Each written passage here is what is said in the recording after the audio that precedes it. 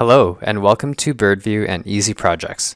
In this video, we'll cover how to utilize bulk edits and batch operations in the Activity Center, allowing users to quickly manage multiple activities.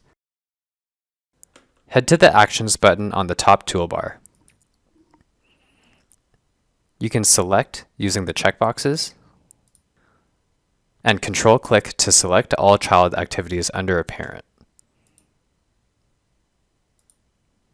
You can check the top box to select all tasks and deselect all. Bulk edits allows you to assign and unassign activities to different team members. You can duplicate projects and activities. You can also change dates. You can delete tasks in bulk.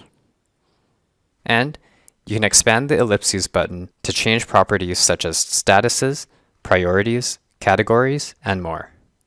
And that's the basics of using batch operations to make edits in bulk. Please visit our other training videos for more information on how to use Easy Projects. Thank you and have a great day.